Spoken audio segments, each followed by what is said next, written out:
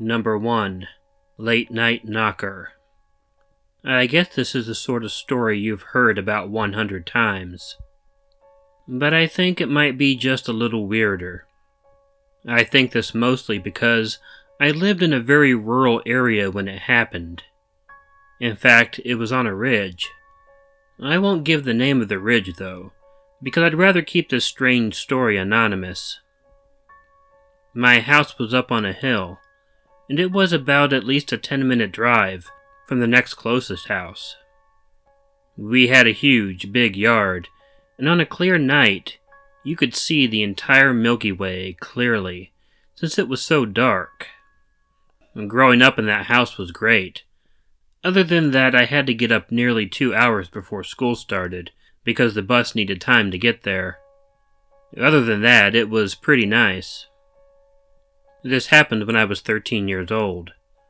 My parents were visiting my grandmother. I didn't go with them this time, because I was usually pretty bored when I went there. So I stayed in the house by myself.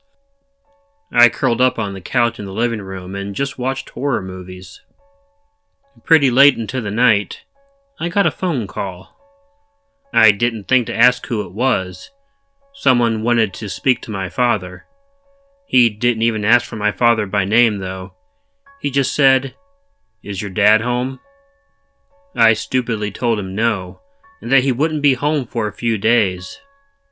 The guy didn't offer a message and just hung up.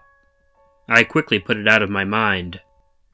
About an hour later, right towards the end of a very scary movie, I was startled by a sudden knock at the door. I hadn't seen the lights of a car pull up in my driveway. It would have been very obvious if someone had driven up. I looked over at the clock, and it was 11 p.m. I think anyone, especially someone who lives in a very rural area, would be a bit freaked out by someone coming to knock on their door this late. I didn't know how to react. I thought the best idea was to just not answer the door. I had all the lights off, so maybe whomever was there wouldn't know I was there. I had the remote control on the couch. I clicked the off button to kill the light from the television. I hid under the blanket in case the guy looked in the window. When I didn't answer, the man knocked again. He then waited for a few moments, as I also didn't answer the second time. When I still did not respond, he then began pounding really hard on the door. And then he started yelling, "I know you're home, and I know you're alone." And he kept knocking on the door. Why didn't I call the cops? Well, remember where I lived? There was no way they could get there in time. I didn't even think about going to get my dad's gun either. I just stayed under the covers, shivering as the man continued pounding on the door. There was no way in hell I was going to answer it. So eventually, the guy gave up, I guess. I heard him knocking some things over on the porch. And then, it was quiet. I stayed on the couch covered up. I didn't dare turn the television back on either. I mean, I didn't know if the man had just gone to another door or window of the house. I didn't know if he could see in. I just couldn't move. And eventually, after a lot of time had passed, I fell asleep. I woke up in the morning as the sun began to shine in the room. I felt very relieved. A few hours later, the phone started ringing. I was scared to answer it, assuming that it would be the guy again. I had put two and two together at this point, and figured it had been the knocker who was on the phone. But still, I answered it. It was the police. An old grandmother who lived a few miles down the road, in a lonely house like my own, was attacked and brutally beaten the previous night. It happened a few hours after the knocker left. They were calling to warn us that whomever did the attacking was still at large, and to exercise caution. I know it was him.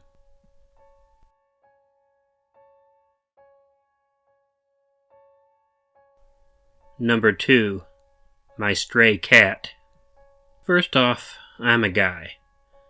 I have to get that out of the way because this is a story about pet cats, and I know a lot of people assume that cats are a girl's pet. I've always had a great fondness for cats. I mean, they're such beautiful animals. And sure, some of them can act really stuck up, but hey, they're cats. They have every right to do that. My parents bought me a cat when I was about 10. His name is Greasy, for no better reason than I wanted to name my cat something I was sure no one would have already done. He's still alive, and is actually sitting next to me as I'm writing this story. Even though I love my cat, I always wanted another one too. Cats are like tattoos. You can't have just one. My parents, on the other hand, didn't want me to have more than one. I recall around the time I was 12 or 13, one night, Greasy was getting a little more meowy than usual.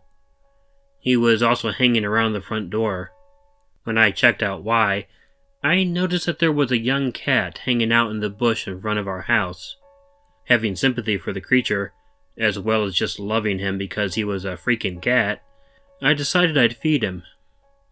I got one of Greasy's extra bowls and gave the extremely hungry cat a meal. Well, the way I looked at it was this. I now had 2 cats. I named the stray cat Sebastian, and even wrote the name on his bowl. I wasn't allowed to bring him into the house, and I didn't tell my parents about him. But I enjoyed my stray cat. He was awesome. It was nice, having one inside cat and one outside cat. My parents went to bed early because they got up early for work, so this was really easy to do without them finding out.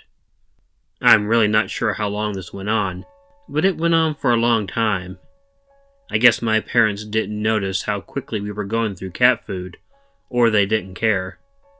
Anyway, I always wished I could let Sebastian into the house, but of course I couldn't. Every now and then, Sebastian would want his food early. He'd jump up on the window ledge and just look in. I'd bring him his food and pet him for a while. One night, I was watching some late-night television in the dark. I heard some rustling going on outside near the front door. I figured it was Sebastian looking for some dinner, so I took his bowl and filled it up. When I went outside, however, he was nowhere to be seen. I tried calling for him in a quiet voice, but he still didn't show up. I guess I stupidly figured he might be hanging out in the bushes. This was silly simply because there was no reason for him to do that. He would have been running towards me for the food. I walked over to the side of the house and nearly fell over when I saw a man all dressed in black trying to break into one of our windows. Shocked, I dropped the food and he looked at me. It only took a few moments for our mutual shock to fade and for him to make a rush towards me. Having already dropped the cat food, I twisted around quickly and ran back to the house, screaming for my dad. I got to the door, opened it, ran in, and attempted to close the door then. The guy did get to me, and at first he grabbed the door, and he tried to pull it back. We struggled for a moment until suddenly the living room light turned on. When the light turned on, the would-be burglar realized he would be caught. He cut his losses and let go of the door. He jumped off the porch and then ran for the hills, so to speak. My dad did call the cops, and the guy was eventually caught. Sebastian did actually come back later to get his food, and although I was scared to go outside again, I brought him a meal.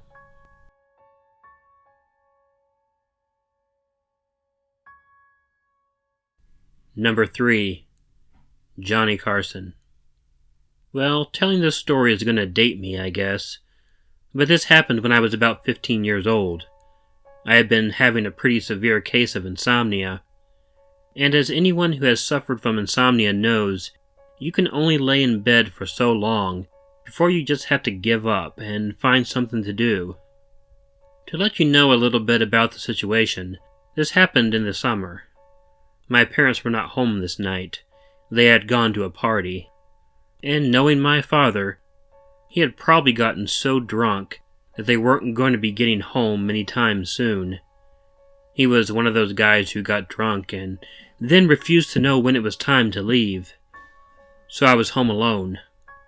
I had actually started to drift off when my body jerked. I'm sure you've had this happen, and it woke me up. After that, I wasn't able to get back to sleep. I tossed and turned, and tossed and turned. Finally, I rolled over and looked at my clock. It was just a couple minutes before 11:30 p.m., so I figured I might as well get up and watch The Tonight Show. Maybe Johnny Carson would help me relax and put me to sleep. I walked up the hallway and into the living room without turning on any of the lights. I turned the TV on and then flopped down on the couch. Stretched out on the couch, I watched Johnny and began to feel a whole lot better. After the show, I went to turn the TV off. Apparently I got a static shock, which caused me to pull my hand away from the TV. In reaction, I turned around so I was facing the couch.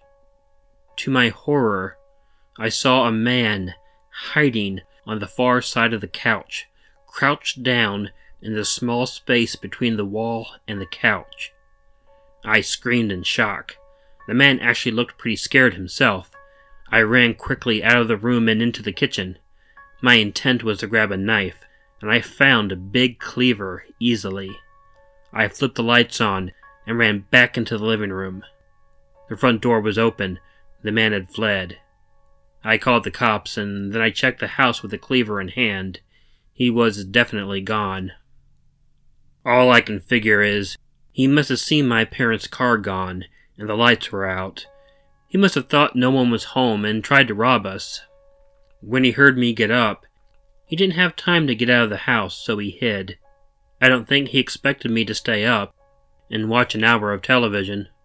He was trapped there for an hour, and for the entire time that I was watching Johnny Carson, a strange man was crouched in my house, only a few feet from me.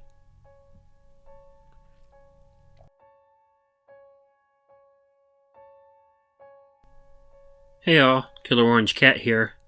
First, I want to talk about my live stream the other day. Hitchhiker was nice enough to moderate it for me and help me through it. I appreciate that very much and thank him for that. We obviously had some technical difficulties which killed the stream. I was unable to get it started again. I was going to go ahead and do a second live stream on Thursday, but the internet was still having its hiccups, so I wasn't able to. I do plan on doing another live stream soon, but I haven't decided exactly when. If you want to keep updated on this and know when the stream will happen, make sure to follow me on Twitter at KillerOrangeCat. In the meantime, if you liked this video, please let me know by hitting the like button. If you're not already subscribed to Killer Orange Cat, please hit the subscribe button below, or use the icon of Ichigo that will appear at the end of this video. Feel free to leave a comment to let me know what you thought, and share this video with someone you think might enjoy it. If you're bored, you can always follow me and Ichigo on Facebook and Twitter. But for now, don't forget to make sure to check in your closet and check under your bed, because you never know where a Killer Orange Cat might be hiding. Good night.